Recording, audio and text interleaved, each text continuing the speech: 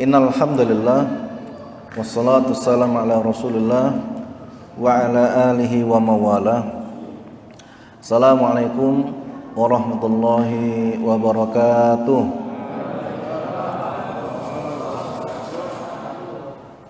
Segala puja dan puji syukur hanya milik Allah Subhanahu wa taala yang telah memberikan kepada kita kenikmatan sehat, kenikmatan iman, kenikmatan kesempatan. Mudah-mudahan kita adalah orang-orang yang pandai bersyukur dan memastikan bentuk syukurnya adalah menggunakan nikmat-nikmatnya untuk sarana beribadah kepada Allah. Kemudian salawat dan salam semoga tercurah untuk Nabi besar Muhammad sallallahu alaihi wasallam, kepada keluarganya, sahabatnya, dan seluruh umatnya. Dan mudah-mudahan semua kita menjadi orang-orang yang pada saatnya nanti pantas untuk mendapatkan syafaatnya. Amin, Allahumma amin. Kita berdoa mudah-mudahan ilmu yang kita dapatkan mampu kita maksimalkan dalam bentuk amal sehingga berbuah, sehingga nanti kita nikmati sebagai jalan keselamatan kita baik di dunia maupun di akhirat. Karena lagi-lagi bapak-bapak, ibu-ibu sekalian, sesungguhnya hidup ini sementara, nggak lama. Maka yang sementara ini harus kita jadikan sebagai sarana untuk kita cari bekal yang banyak. Karena bisa jadi hari ini adalah hari kita, besok belum tentu kita berjumpa. Yang kemarin sudah lewat, gak usah diingat-ingat. Kalaupun ada amal soleh, alhamdulillah.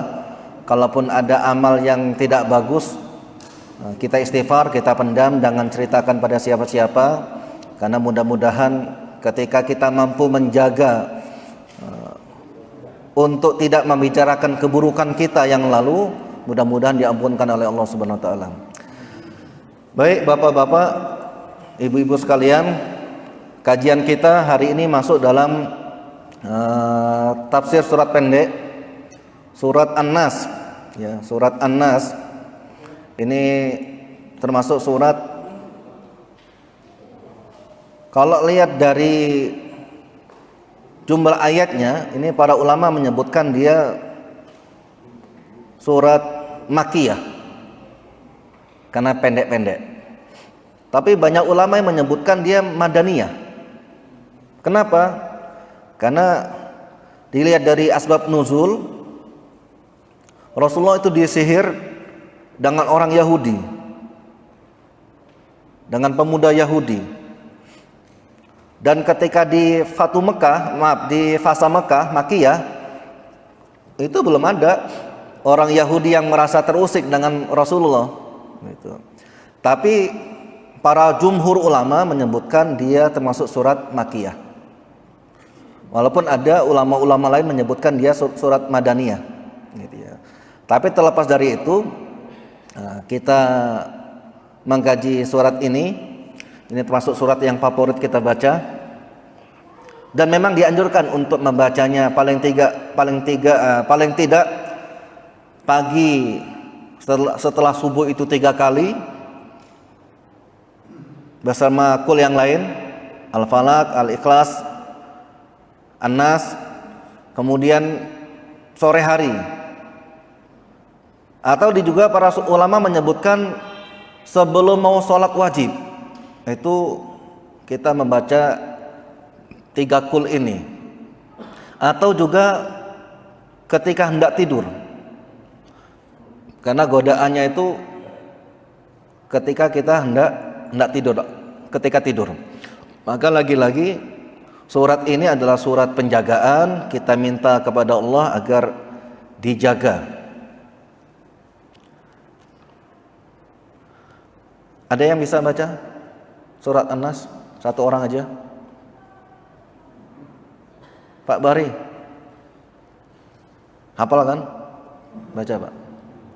Kalau Al-Baqarah kan kayaknya kelamaan nanti, An-Nas saja.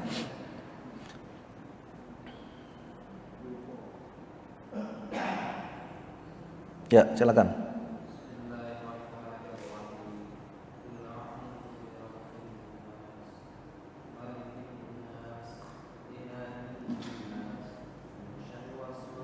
Min min syarril waswasil khannas.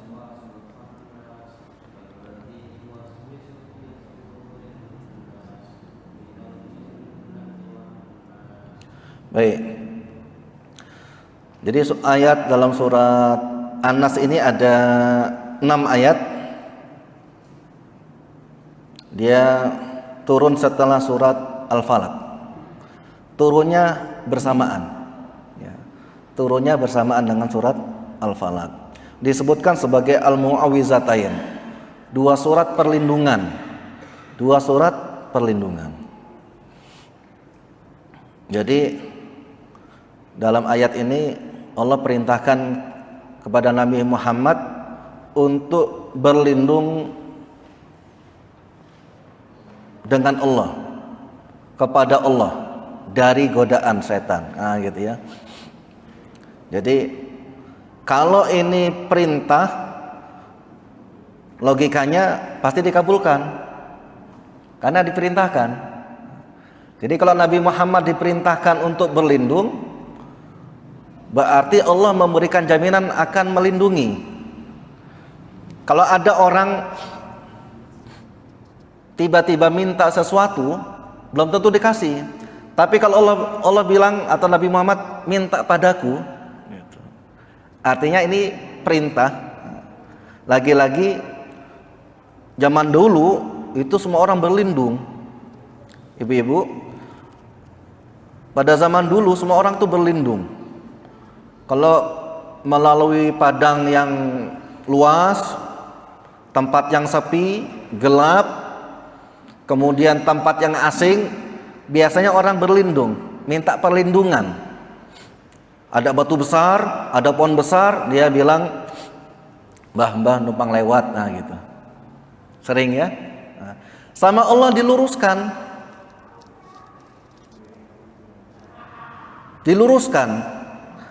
Tadinya kita berlindung kepada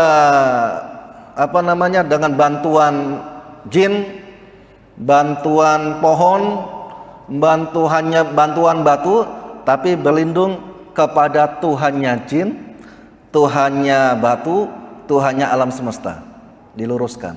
Maka bapak-bapak jamaah, sebagai orang yang beriman, kita harus pandai-pandai cari perlindungan. Cari backing lah, dalam bahasa kita tuh backing. Karena kadang-kadang kita ini cari pelindungan, tapi salah dengan pelindungannya, zatnya salah. Suatu saat, ini kisah nyata, ada satu security di Bandar Lampung cerita. Suatu saat ada ibu-ibu bawa mobil, kemudian serepetan dengan seorang laki-laki. Kemudian laki-laki tadi bilang, udah bu, ibu bawa ke bengkel nanti saya ganti. Karena laki tadi merasa salah. Kemudian ibu-ibu tuh merasa punya backing, dia kepingin pamer, kalau saya ini orang yang dikenal orang. Dia nelpon, nak tolong ini saya kecelakaan serempetan di sini, tolong ini. Begitu polisi tadi nemuin tadi, siap dan aman dan gitu. Kata Bu tadi, wah berarti ini pangkatnya masih di bawah itu. Cari lagi dia pelindungan. Sampai 3 kali setelah ditanya, siapa itu? Kok semua pada takut? Intel khusus Pak. Intel khusus.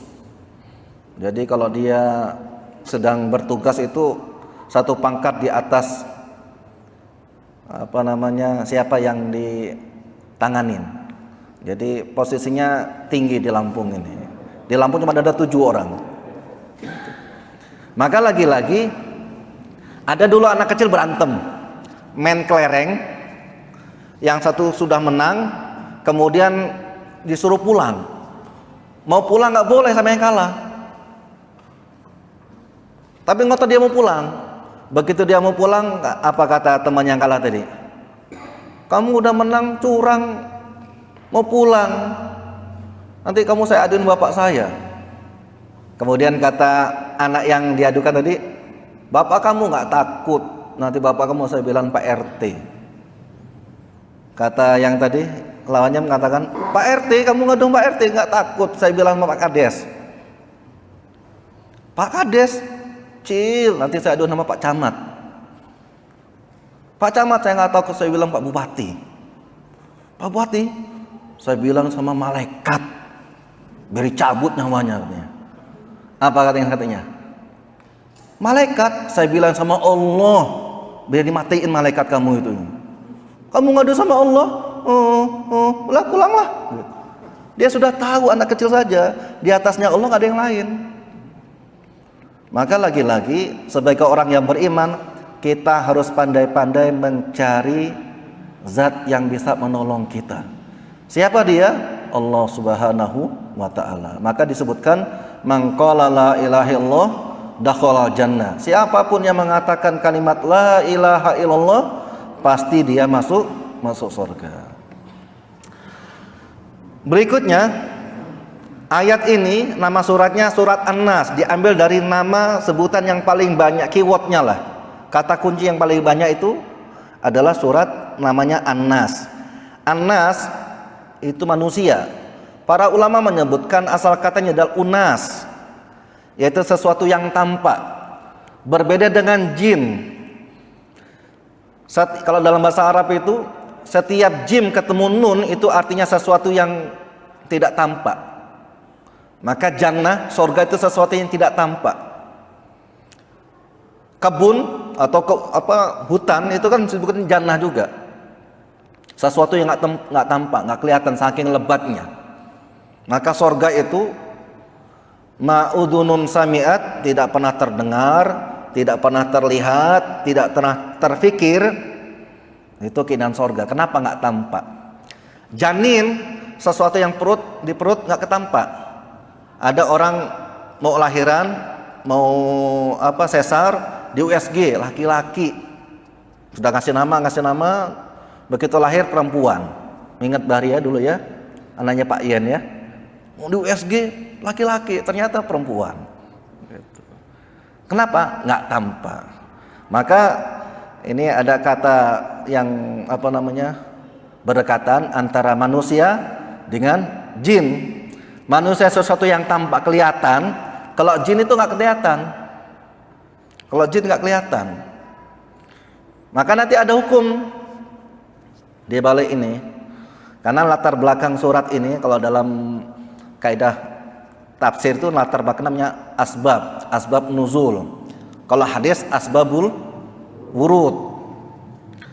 Asbab nuzulnya adalah Rasulullah itu pernah sakit, sehingga kadang-kadang beliau itu seperti melakukan sesuatu yang tidak dilakukan ketika sakit. Kemudian datang dua orang malaikat, yang satu di dekat kepala, yang satu yang dekat kaki. Kemudian malaikat tadi mengatakan, ini sumbernya dari Fathul Qadir ya. Ini 5 jilid. Ini kita ambil jilid yang kelima, yang terakhir, biar cepat habis. Rasulullah pernah kesihir. Kemudian yang malaikat yang di kaki itu mengatakan, dia kena apa? Kemudian malaikat yang di kepala itu mengatakan, dia disihir. Sihirnya ditaruh di satu sumur. Jadi Rasulullah kalau nyisir, kemudian ada rambut-rambut yang rontok itu, rambut itu diikatkan ke tempat sihir, ke tempat sisir, kemudian ditaruh di sumur, ditumpuk batu gitu. Kemudian Rasulullah perintahkan Ali untuk ngambil sihir tadi. Begitu Rasulullah membacakan surat ini, setiap ayat dibacakan itu simpulnya itu ada 12, ada 11. Setiap ayat itu dibacakan simpulnya putus satu, dibacakan lagi hilang lagi satu, sampai selesai surat hilang semua. Maka kalau Rasulullah aja mungkin disihir, bisa disihir, apalagi kita. Ini jadi syariat. Kalau Rasulullah aja bisa disihir dengan takdir Allah, apalagi kita.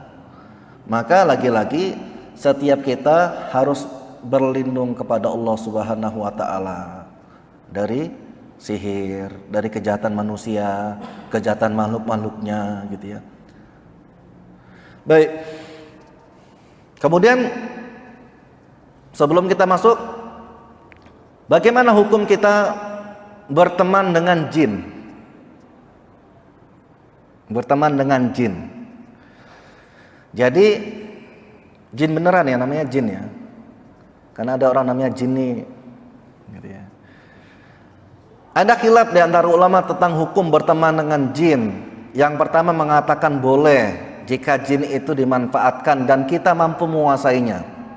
Seperti para nabi dan rasul, Nabi Sulaiman. Para ulama lain menyebutkan mengharamkannya. Kenapa haram? Dalam surat Al-A'raf ayat 27 disebutkan, innahu yarakum huwa wa qabilhu min haitsu la tarawnahum. Dia dan teman-temannya bisa melihat kamu, kamu tidak bisa melihat dia.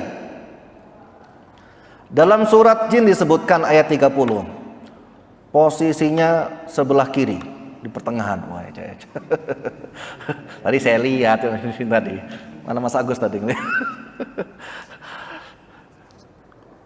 Wa minna solihun wa minna duna dzalik wa ma kunna inna kunna toroiko kidada.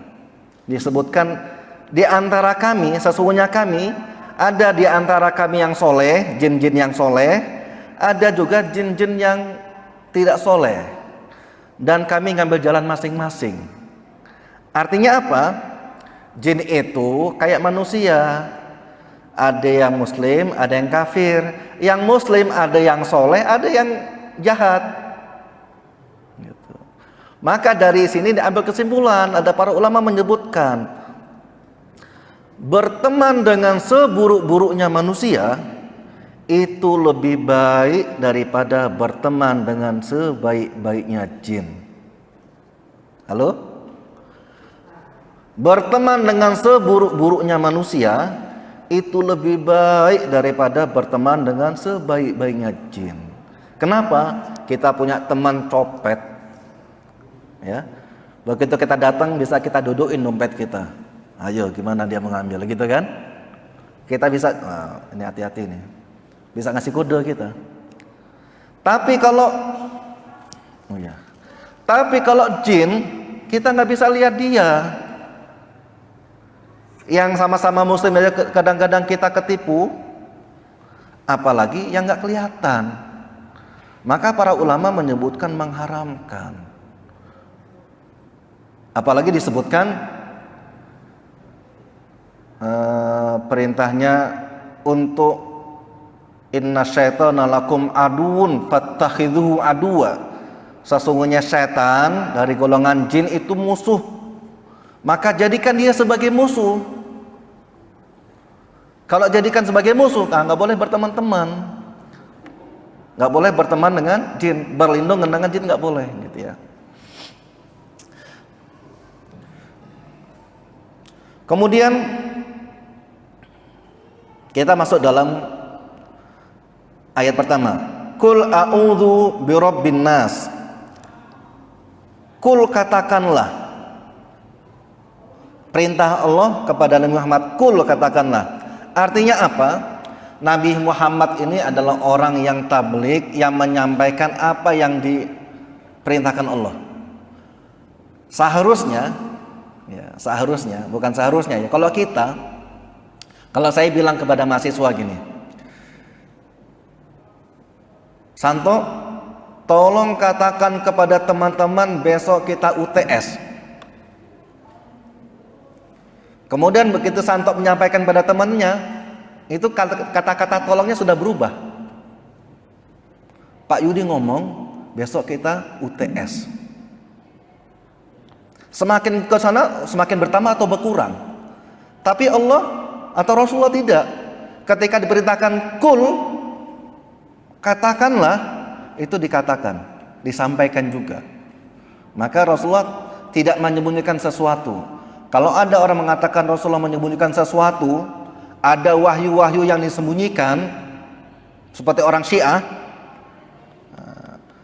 maka imannya langsung batal, langsung kafir dia. Atau ketika ada orang mengatakan Al-Quran ini perlu diamandemen, ada yang sudah ketinggalan zaman, ini berarti dia kafir. Kemudian kul itu artinya perintah. Siapa yang memerintah? Allah. Berarti Allah pasti memberikan jawabannya. Pasti dia tidak mengingkari janjinya. Apa? Ketika kita berlindung padanya, nanti Allah akan berikan perlindungan. A'udzu, saya berlindung atau aku berlindung. Bi Rabbin nas, kepada Tuhannya manusia. Rob itu artinya yang menciptakan, yang memelihara, yang menjaga, gitu ya. Itu Allah, Rob. Allah itu punya nama-nama yang baik itu 99. Para ulama menyebutkan lebih dari itu.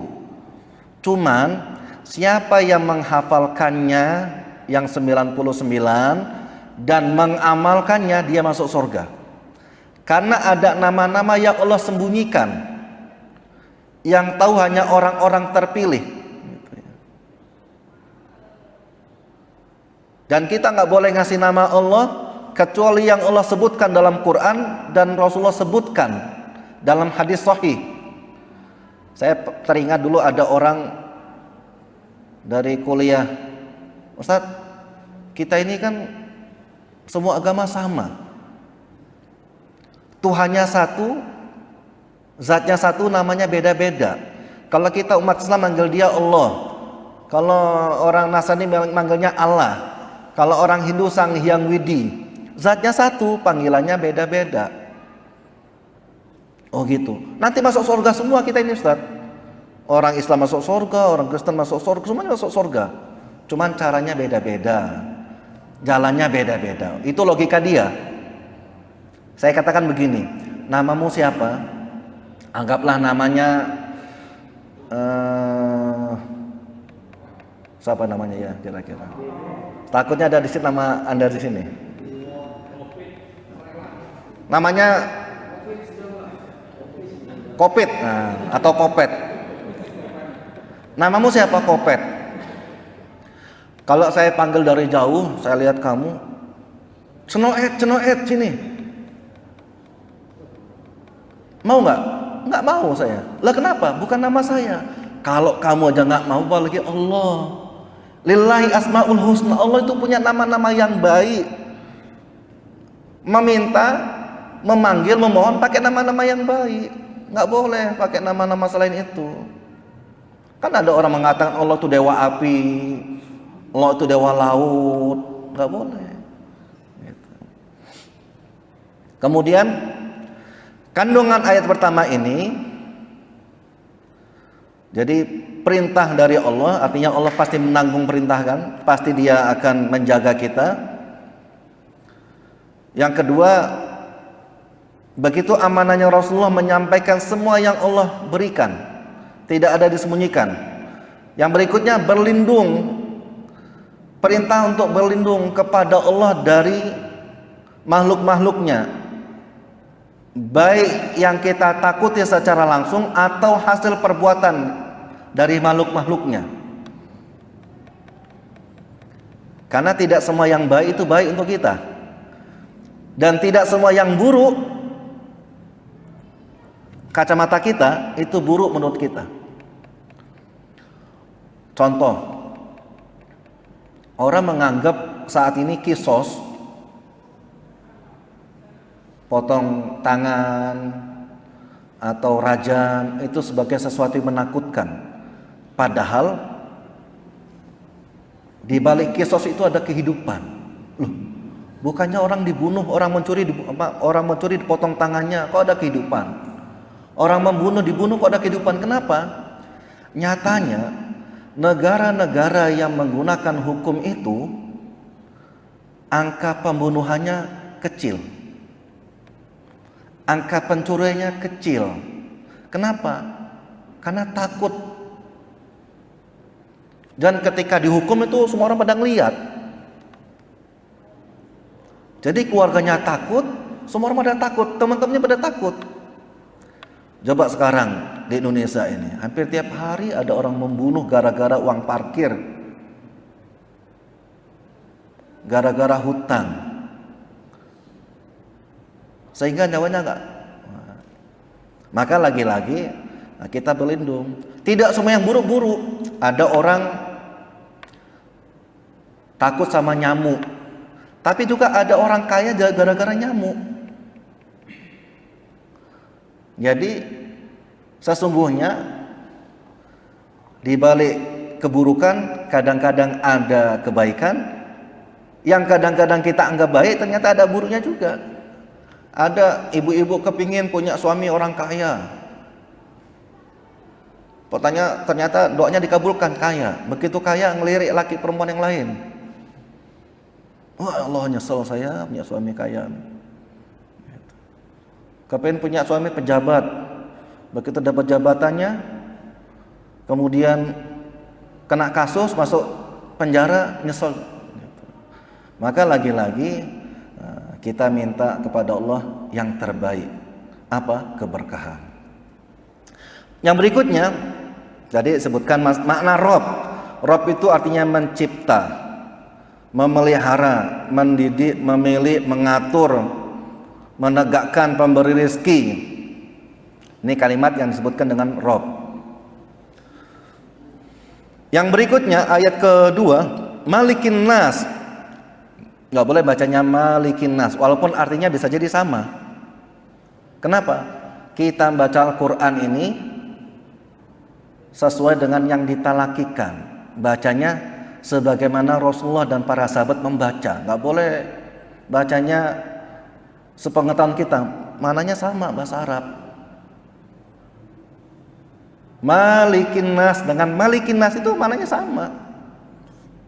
Para ahli tafsir mengatakan begitu sama, tapi para ahli qiraah membacanya berbeda. Kenapa? Beginilah yang diajarkan Rasulullah kepada kami, bacanya Malikin Nas, gitu ya. Kandungannya apa? Malik artinya raja, kemudian Malikin Nas, rajanya manusia. Namanya raja itu punya undang-undang. Artinya apa? Kita berlindung kepada Allah, pemilik manusia, pembuat undang-undangnya manusia, gitu ya. Maka kalau dia yang buat undang-undang, pasti dia tahu tentang kebaikan undang-undang itu. Kalau manusia buat undang-undang itu kadang-kadang hawa nafsu. Tapi kalau Allah ketika membuat undang-undang kepada manusia, Allah nggak butuh dari kita. Yang butuh adalah kita sendiri.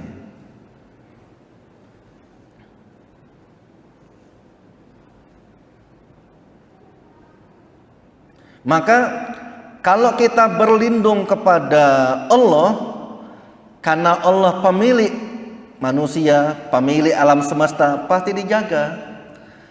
Kalau kita minta perlindungan pada yang lain, kepada batu atau kepada manusia gimana mau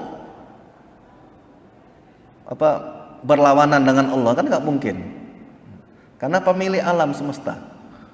Kalau manusia paling memiliki ya sedikit saja, badannya saja nggak miliki dia.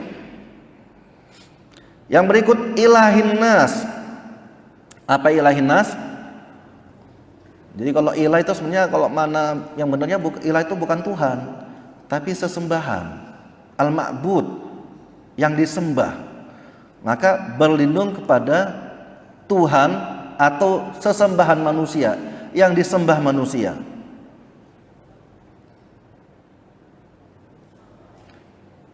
Jadi ketika kita menyembah menyembah Tuhannya manusia, itu melahirkan ketentraman. Tapi kalau menyembah manusia bagaimana dia tahu dia balik undang-undang yang dia bikin? Karena undangnya terbatas. Di Indonesia, di tempat lain nggak laku. Di Malaysia hanya berlaku di Malaysia, di tempat lain nggak laku. Indonesia nyopir atau berkendaraan sebelah kiri, di tempat lain sebelah kanan, gitu. Tapi kalau Allah, mohon maaf, ketika kita minta perlindungan kepada sesembahannya manusia, sesembahannya alam raya, maka akan melahirkan ketentraman. Jadi waktu kita ini ada satu di antara dua kemungkinan. Ketika tidak kita jadikan waktu kita untuk ibadah kepada Allah, maka jadi maksiat kepada Allah. Seperti koin, antara angka dengan gambar. Kalau hari ini, saat ini tidak kita gunakan untuk beribadah kepada Allah, maka maknanya jadi bermaksiat kepada Allah. Alangkah senangnya ketika kita lagi baca Quran, lagi sholat meninggal. Tapi alangkah ruginya lagi di atas panggung meninggal. Saya tadi upload di FB itu, ya Allah gitu ya. Ada yang lagi nyanyi meninggal. Reporter lagi baca berita meninggal. Ada yang lagi olahraga meninggal. Lagi judi, ya Allah. Maka kita nggak tahu. Ya, waspada aja. Waspada aja. Coba kalau kita perhatikan, Qul a'udzu birabbin nas, malikin nas, ilahin nas. Nah, akhirnya apa?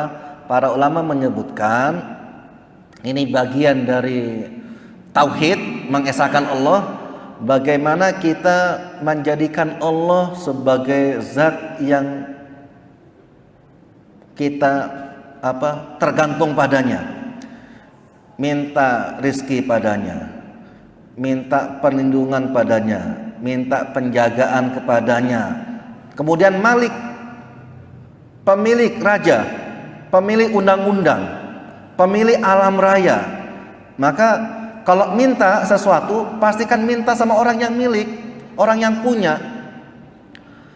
Faqidus syai' la yu'ti, orang yang nggak punya apa-apa tidak mampu memberikan apa-apa. Gitu ya. Maka dulu ada orang tawaf, zaman dulu sudah tawaf. Ketika tawaf itu sudah mulai sikut-sikutan, rebutan nyium Hajar Aswad.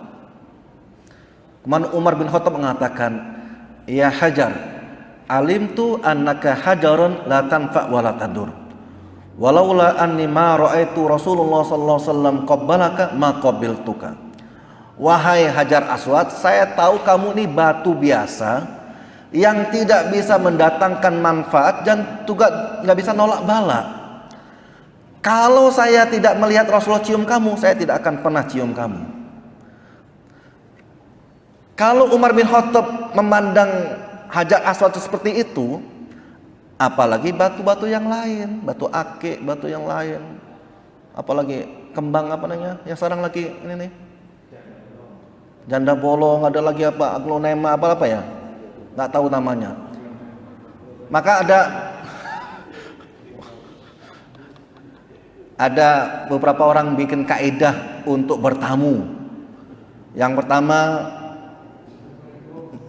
memberikan kabarmu datang. Yang kedua, mengatakan yang baik-baik saja ketika bertamu. Yang ketiga, jangan minta kembang.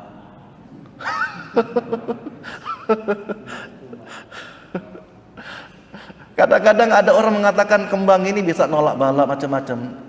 Apa ada ilmu Feng Shui? Nah, Feng Shui ya. Saya pernah ditanya orang, Ustaz, bagaimana hukum mempelajari Feng Shui? Tahu Feng Shui nggak? Nah, yang ilmu Cina itu ya. Saya bilang begini, Kalau kita belajar Feng Shui ini dalam rangka untuk ilmu tata ruang, biar ruangnya enak, sinar matahari masuk, sirkulasi udara keluar masuk gampang, nyaman, raman, dingin gitu ya, boleh. Tapi kalau belajar Feng Shui dalam rangka biar tahu ini rezekinya, atau ini rumah tusuk sate nggak pantas, nggak ini, haram hukumnya. Haram hukumnya.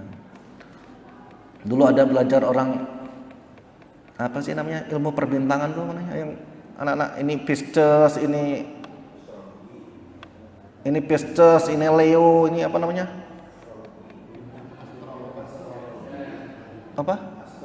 Bukan. Kalau yang bahasa ini bintang-bintang tahu apa namanya?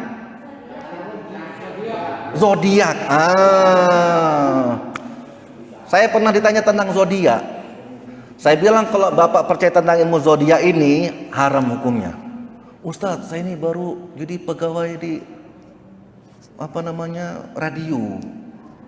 Saya baru dapat tugas bacain zodiak. Gimana Ustadz?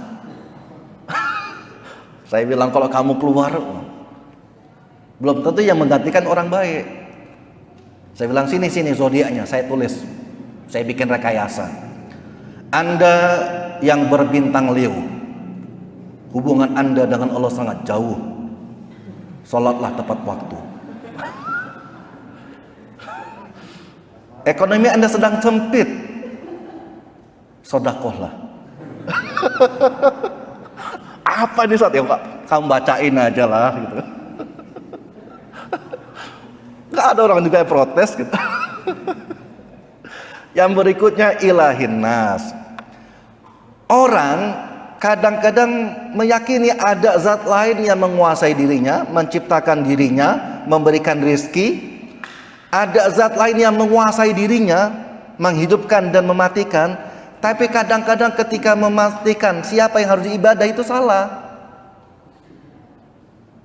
Seperti tadi, kita ini kan sama-sama beribadah, agamanya beda, tapi masuk surga yang sama. Ini salah. Dan Allah itu sangat cemburu. Allah nggak suka tempatnya, kedudukannya, posisinya diambil orang lain. Allah nggak suka ada orang lain beribadah kepada selain Allah, nggak mau. Maka pastikan ibadah kita ditujukan kepada Allah Subhanahu wa taala. Termasuk datanya kita tempat ini dalam rangka untuk ridho Allah. Nggak boleh kita untuk ridho calon mertua atau guru dan lain sebagainya. Azan ya, kita jeda azan dulu ya. Demikian, wassalamualaikum warahmatullahi wabarakatuh.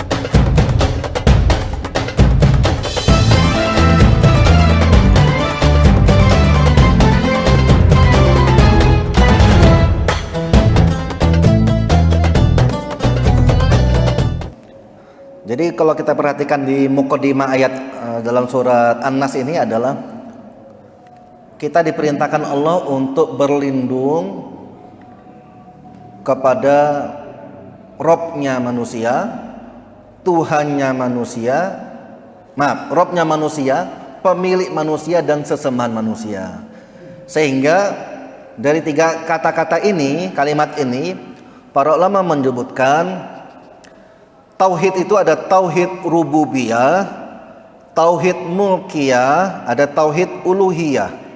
Ada lagi tauhid yang tidak disebutkan di sini, yaitu tauhid asma'i wa sifat. Jadi kita berlindungnya kepada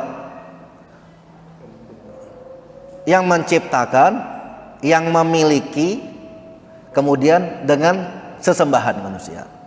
Min syarril waswasil khannas, min dari atau dari sebagian, syarri keburukan, syarri keburukan. Maka kalau ada orang kasih nama jangan syarri ya, pakai sari.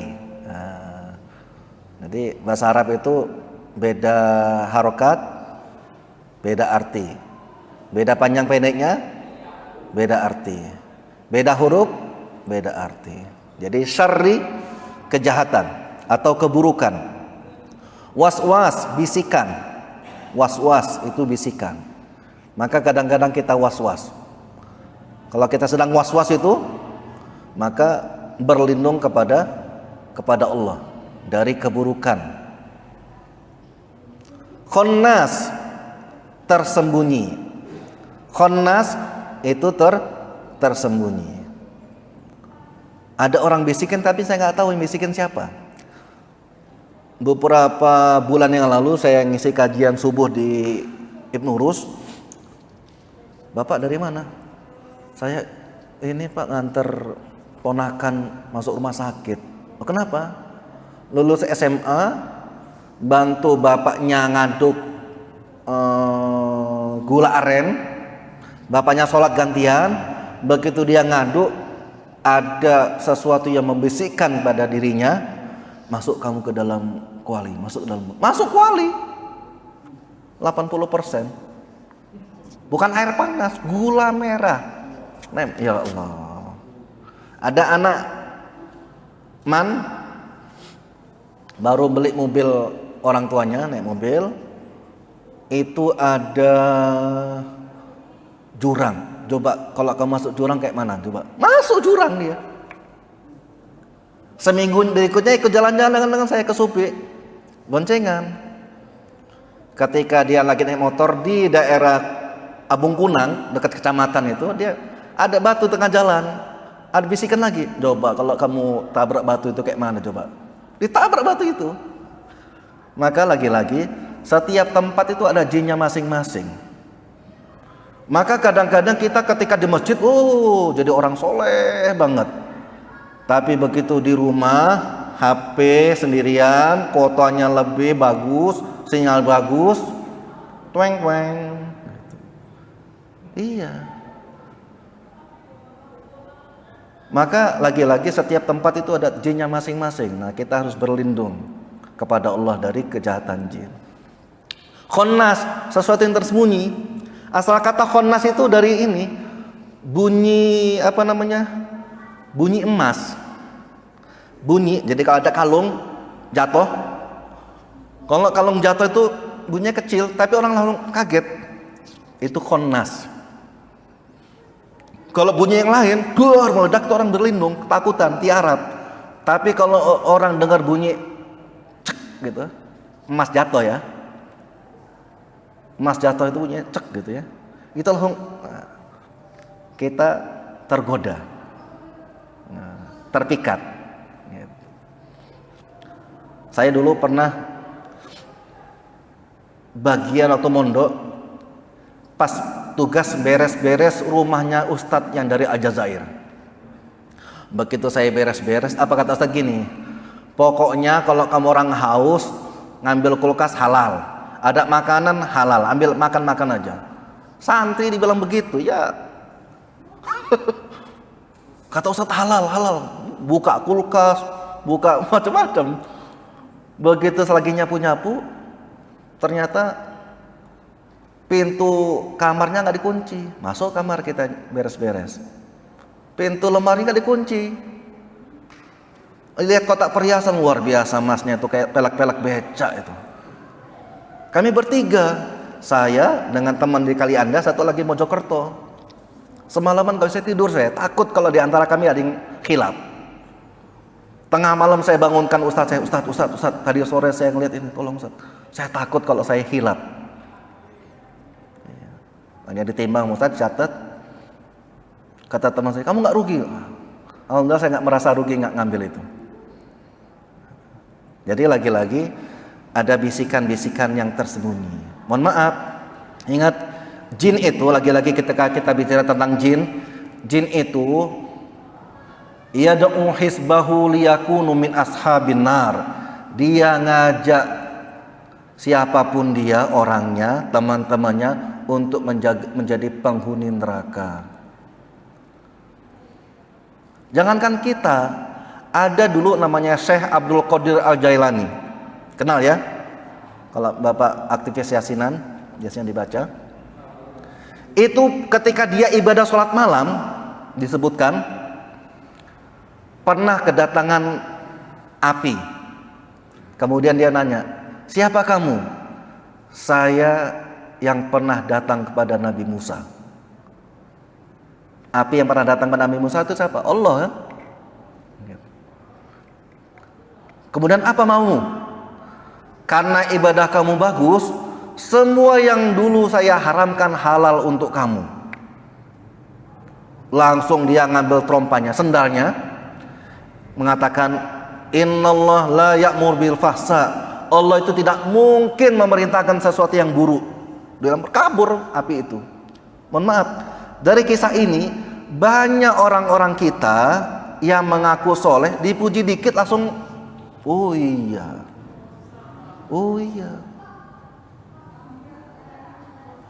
yang haram untuk kamu, saya sudah dihalalkan, gitu. Makanya banyak ustadz-ustadz, kiai-kiai itu tertipu, merasa ibadahnya bagus, dipuji-puji, gitu. Saya Allah, yang haram sudah saya halalkan, banyak. Maka lagi-lagi kita berlindung kepada Allah. Hati-hati, semakin tinggi seseorang, godaannya semakin besar. Semakin tinggi ilmu seseorang, godaannya semakin dahsyat. Semakin orang itu dipandang oleh orang lain, maka godaannya semakin besar.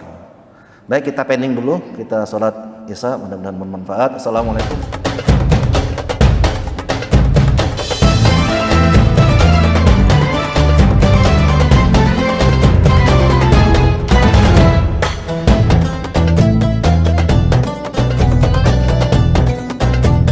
Bismillahirrahmanirrahim.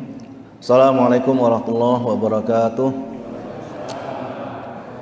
Alhamdulillah, wassalatu wassalamu ala Rasulillah wa ala alihi wa mawala. Kita lanjutkan kajian kita dalam surat An-Nas. Mana bapak-bapak, sehat semua Pak ya?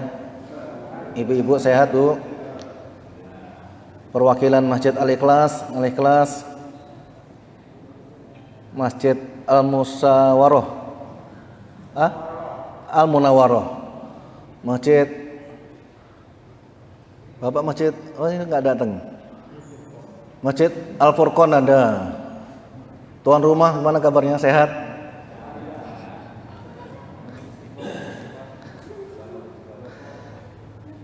Baik.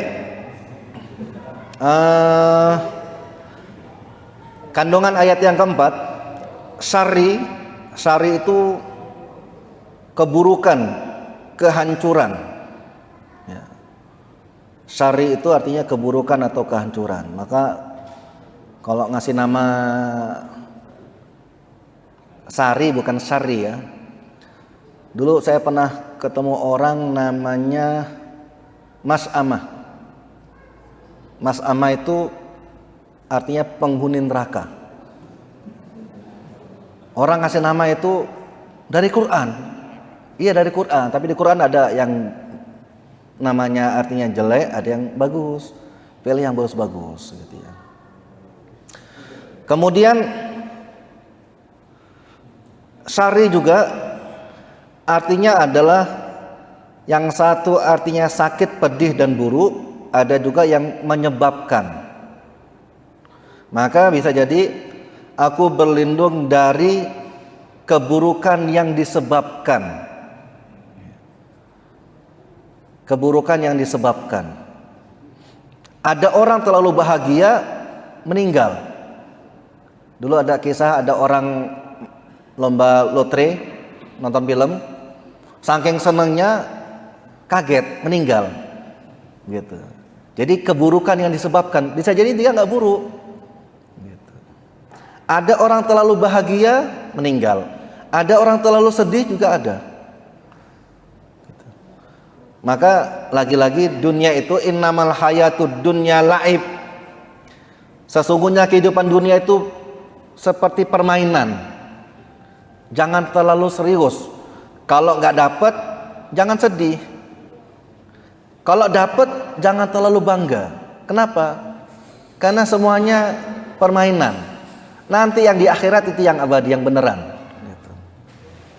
Yang berikutnya, was-was. Was-was itu bisikan halus. suara yang kecil, suara yang menggoda, itu namanya was-was. Maka yang digoda siapanya? Tempatnya mana? Fi sudurin nas. Jadi ada sesuatu yang membisikkan, kita nggak tahu. Siapa yang membisikkan, kita nggak tahu.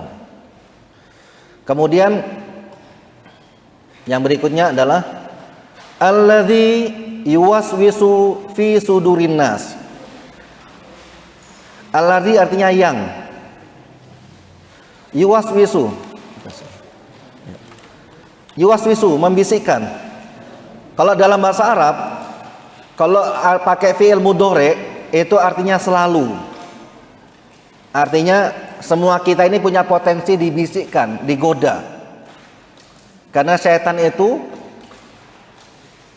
nggak redo lihat kita jadi calon penghuni surga, tuh nggak redo. Maka dia akan bisikkan. Orang malas ibadah dibisikkan, orang yang rajin ibadah pun dibisikkan. Seperti tadi, orang ibadah bagus sama dia dipuji-puji.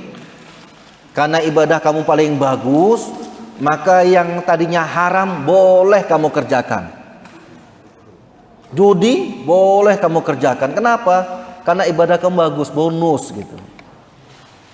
Maka banyak. Kadang-kadang Ustadz Spanyol itu kan nyuruh orang bayar zakat, dia nggak bayar zakat, malah menggunakan zakat. Spanyol, tahu Spanyol ya? Separuh nyolong.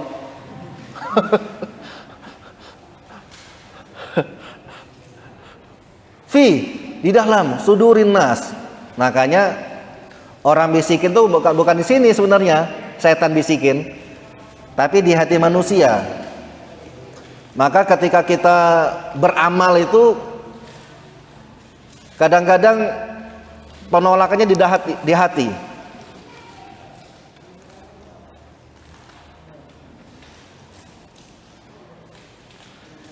Jadi makanya lagi-lagi setan itu selalu akan menggoda manusia sampai nanti ketika dia meninggal. Itu selalu dibisikkan. Mau meninggal aja dibisikkan lagi. Dulu Abu Thalib ini ada bisikan, ada suara yang menggoda nih. Ada suara menggoda ini.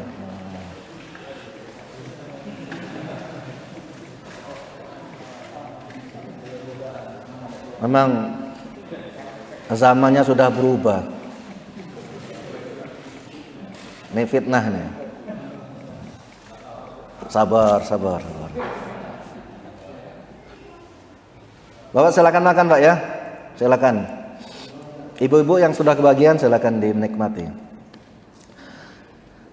Jadi sasaran godaan itu adalah sudur. Hatinya manusia, dadanya manusia. Alhamdulillah. Ini sesuatu yang menyenangkan ya Allah, barakallah. Makasih Mas ya. Ya Allah, mudah-mudahan enteng jodoh Mas ya.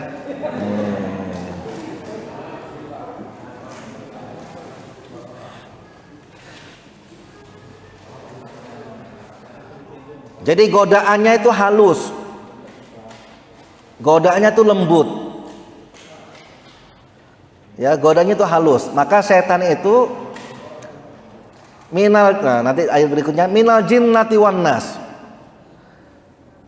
Jin berupa manusia dan berupa juga bentuknya jin. Kalau jin yang berupanya manusia, jin yang berupanya jin, maka dia kepingin kita menjadi penghuni neraka seperti dirinya. Sedangkan jin yang dalam bentuk manusia itu membisikkan seolah-olah nasihat. Ini sih saya nggak butuh apa, untuk kebaikan kamu aja. Langsung kepada jantung manusia, ke dada manusia. Maka pentingnya kita untuk melatih ibadah hati itu ibadah-ibadah tersembunyi. Ada ibadah-ibadah yang kita diperintahkan untuk menjaharkan, ditampakkan. Ada yang ibadah-ibadah kita harus tersembunyi. Setiap ibadah fardu itu harus ditampakkan, biar orang yang lain itu teringat, tersadar, oh sholat di masjid. Tapi kalau ibadah-ibadah sunnah itu seharusnya disembunyikan. Kalau zakat ditampakkan, tapi kalau sunnah disembunyikan. Kenapa? Biar melatih kita ibadah-ibadah yang tersembunyi. Dan jangan cerita-cerita. Semalam itu saya biar nggak enak itu saya infaknya itu pas orang pada pulang. Tengah malam saya itu. Atau saya, kamu tahu nggak, sejadah di imaman itu cuma saya itu naruh itu, biar nggak dilihat orang. Cerita juga gitu. Nah, bisikan ada dua, bisikan dari jin dan bisikan dari manusia. Jin, ya, lagi-lagi tadi minal jinnati wan nas. Sebagian dari jin dan sebagian dari manusia. Karena ada juga yang membisikkan kebaikan juga ada, tapi kebanyakan membisikkan itu keburukan.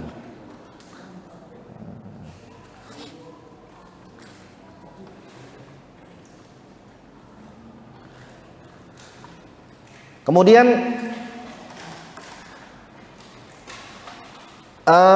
surat An-Nas ini dianjurkan untuk kita baca pagi setelah subuh 3 kali beserta 3 kul tadi ya, Al-Falaq, Al-Ikhlas, An-Nas.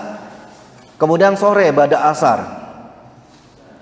Dan dianjurkan untuk sebelum tidur.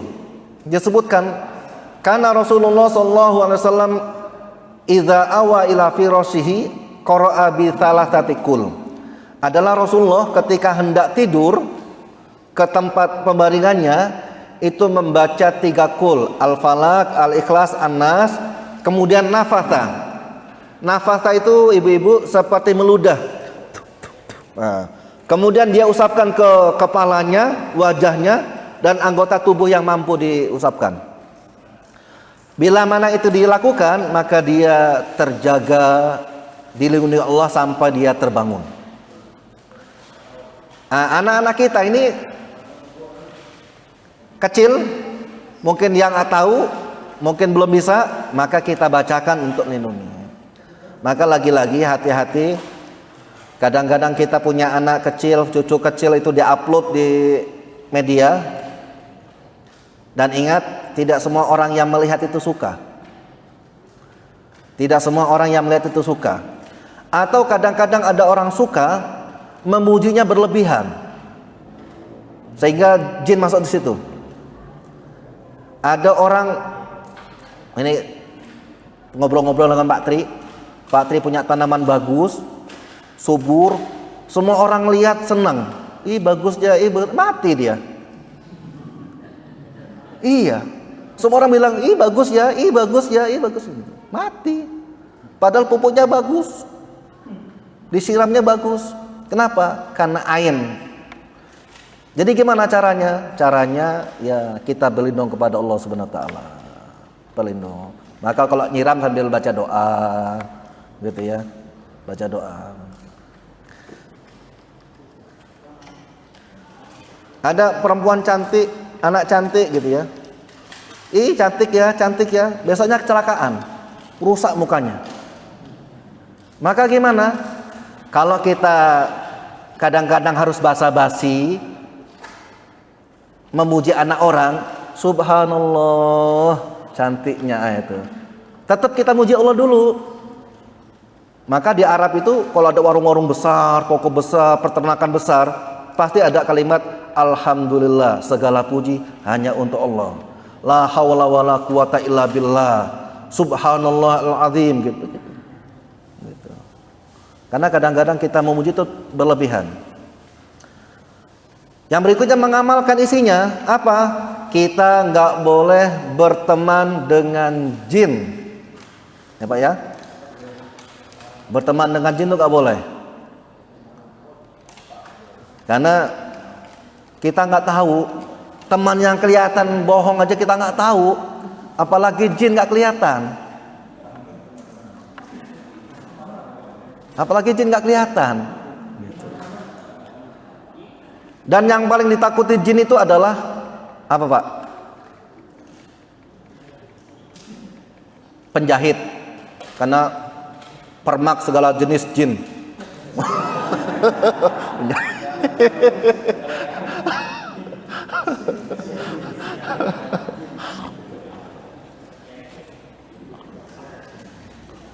Bagaimana cara mengamalkannya? Berlindung kepada Allah, memahami Allah itu sebagai Rob.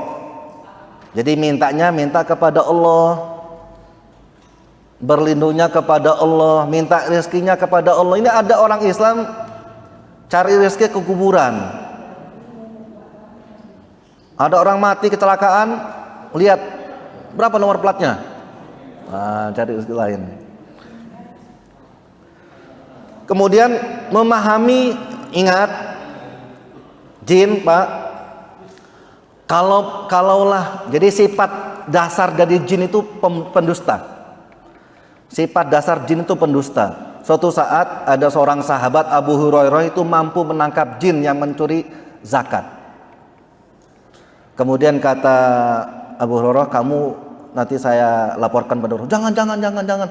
Ini saya karena miskin banget. Saya kelaparan. Besok malam nyuri lagi, ditangkap lagi sama Abu Hurairah. Sampai 3 kali. Kamu akan saya adukan pada Rasulullah. Saya ini jin. Saya akan ajarkan pada kamu satu ayat yang paling takut di jin.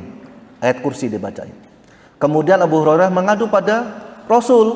Apa kata Rasulullah? Sodako al-kadzab. Qad sodaqal kadzab. Dia mengatakan baik padahal dia itu pendusta. Kenapa? Karena terdesak.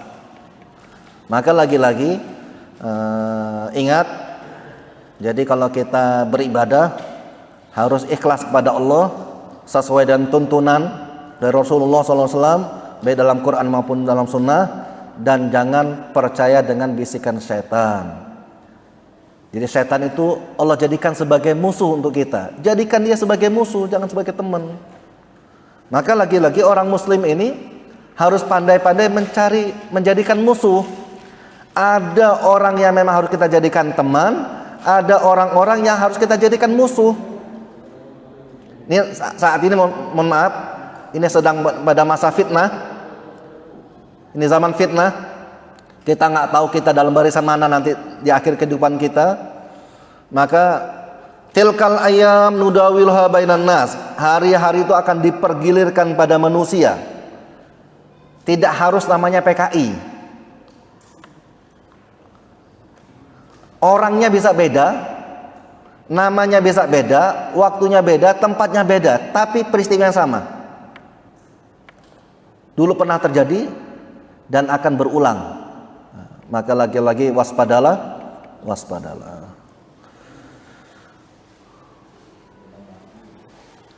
Sampai di sini ada pertanyaan?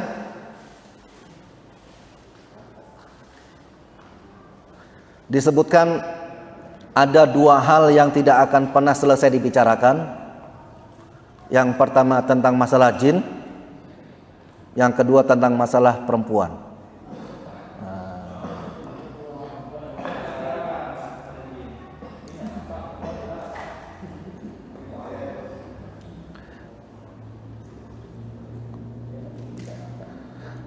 Gimana?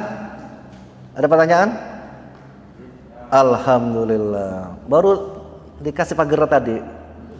Kasih pagar tadi. Ini enggak nanya. Maaf, Alik. Paham, Alik? Jadi lagi-lagi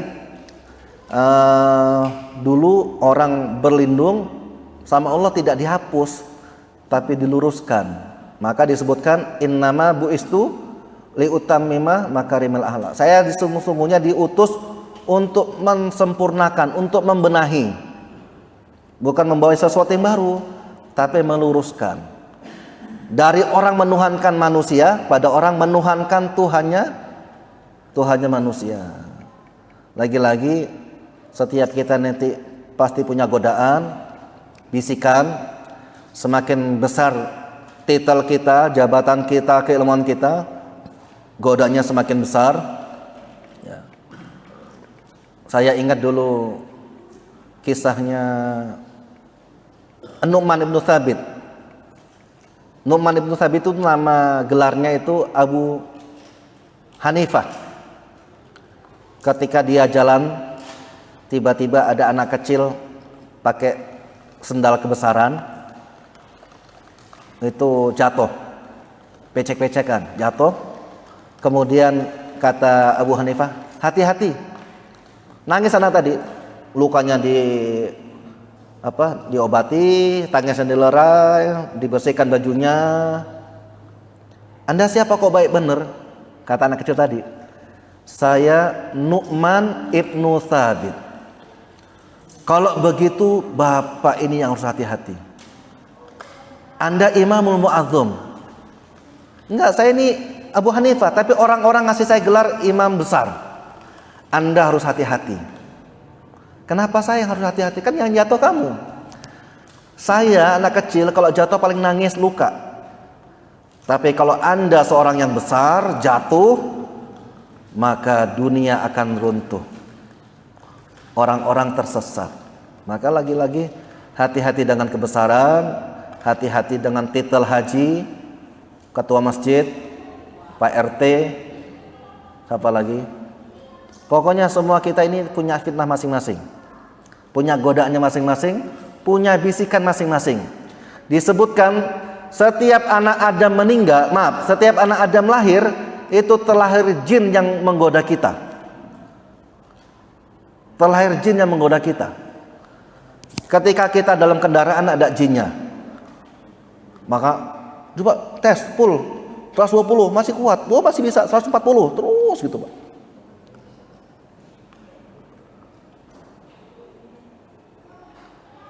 Ketika di kamar dengan isinya ada jin juga, membayangkan wajahnya wajah siapa gitu kan, ini jin juga. Ketika belajar ada jin juga. Semua kita tidak bebas dari godaan jin kecuali kita berlindung kepada Allah Subhanahu wa taala. Wallahu a'lam shawab. Mudah-mudahan bermanfaat. Kepada Allah saya mohon ampun. Astaghfirullahaladzim, astaghfirullahaladzim, astaghfirullahaladzim. Subhanakallah wa bihamdika asyhadu an la ilaha illa anta astaghfiruka wa atubu ilaik. Assalamualaikum warahmatullahi wabarakatuh.